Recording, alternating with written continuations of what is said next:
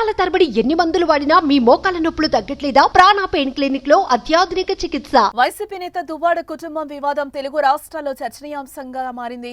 ఈ వివాదానికి ముగింపు పలికేందుకు కుటుంబ పెద్దలు రంగంలోకి దిగారని చెప్పుకోవచ్చు. రెండు వైపులా చర్చలు ప్రారంభించారు. వివాదానికి ముగింపు పలికేలా ఇద్దరికి ఆమోదయోగ్యంగా ప్రతిపాదనలు చేశారు. వాణి తన భర్త ముందు 5 డిమాండ్లు పెట్టారు. అందులో 3ంటికి శ్రీనివాస్ ఓకే చెప్పారు. ఆ 2 డిమాండ్లపైనే ప్రస్తుతం చర్చల్లో కొత్త ట్విస్ట్ తెరపైకొచ్చింది. దువ్వాడ శ్రీనివాస్ కుటుంబ వ్యవహారం కొత్త మలుపు తీసుకుందని చెప్పుకోవచ్చు. వివాదం ముగించేందుకు కుటుంబ పెద్దలు జోక్యం చేసుకున్నారు. దువ్వాడ భార్య వాణికి ఏం కావాలని కోరారు. ఆస్తి పంపకాల అంశంపైనే ప్రధానంగా ఈ డిమాండ్లు ఉన్నట్లుగా తెలుస్తోంది.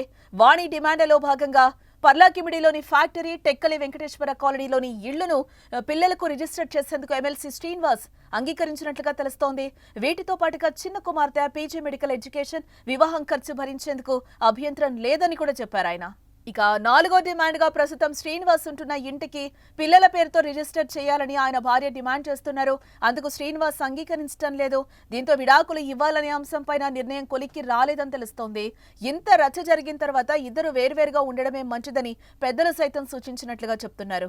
ఇక తన ఇంట్లోకి ఎంట్రీకి మాత్రం శ్రీనివాస్ అంగీకరించడం లేదని సమాచారం. తాము గతంలో చెప్పినవే ఇప్పుడు చెప్తున్నారనేది వాణి వాదనగా తెలుస్తోంది. 40 లక్షల జీఎస్టీతో పాటుగా 33 లక్షల రూపాయలు అప్పు కట్టాలని శ్రీనివాస్ భార్య డిమాండ్ చేస్తున్నారు. అదేవిధంగా తాకట్లో ఉన్న బంగారం విడిపించాలని కోరుతున్నారు. వీటికి అంగీకరిస్తే అటు నుంచి వచ్చిన అంశాలపైన తాము సానుకూలంగా స్పందిస్తామని చెప్తున్నారు. రెండు వైపులా విషయాన్ని సెటిల్ చేయాలని రంగంలోకి దిగిన పెద్దలకు ఇద్దరి పంతం సమస్యగా మారుతోంది. ఈ రోజు లేదా రేపు ఈ వివాదం కొలుక్కొస్తుందని భావిస్తున్నారంతా. ఇప్పుడు రాష్ట్రంలో చర్చగా మారిన ఈ రచ్చకు ఎలాంటి ముగింపు వస్తుందనేది సర్వత్రా ఉత్కంఠగా మారింది.